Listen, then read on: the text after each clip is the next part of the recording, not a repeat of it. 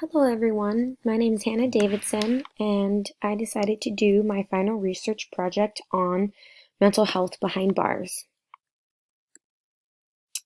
So understanding the issue, the whole purpose of my project was to propose uh, the severity and the issue of mental health concerns among prisoners and how their mental health declines as they are in prison. I chose this topic because I think it is important for these inmates to receive proper mental health care, which will aid in their overall recovery and adjustment to life after they are released from prison. The prevalence of mental disorders among prisoners is at least 5 times the rate of the general population, that a large portion of inmates with serious mental disorders are then ignored by clinical staff, and that these individuals who deserve treatment do not receive adequate attention. The participants for my study, I obtained participants by inquiring with the local state prison to participate in a study with a few of the inmates. I also inquired with local members of the community who have been incarcerated in the past and asked to speak with them regarding their mental health status, as well as their experiences with their mental health while being an inmate and serving time in prison. I spoke and interviewed about 45 participants with their experiences and about 15 from each level of incarceration and experiences. For example, 15 participants who were newly entering the prison system and then evaluating their mental health, 15 participants who are currently in prison and have been for at least 5 years and then evaluating their mental health, also another 15 participants who have been in the prison system or who are post prison system for about 5 years and then evaluating their mental health.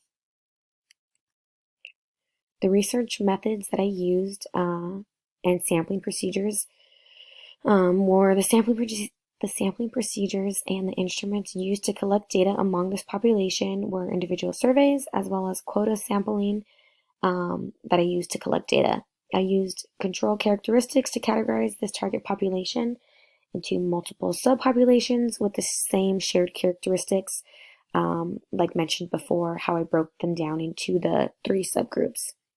After these subgroups were defined, I chose elements from each subgroup using non-probability sampling techniques such as convenience or judgment sampling. Based on the data that I utilized of pre and post testing with these individuals, the sample from population 1 I used to determine baseline results for pre-testing of their mental health issues prior to providing their questionnaire. And then within population 2, the onset data of post-treatment was consistent of my findings of a 30% decline in overall mental health status due to being behind bars within the incarceration system. These findings positively reflect my initial hypothesis in that most inmates do enter the system with prior undiagnosed mental health complications. And once convicted, and then these individuals, sit in a jail cell, these complications do continue to get worse.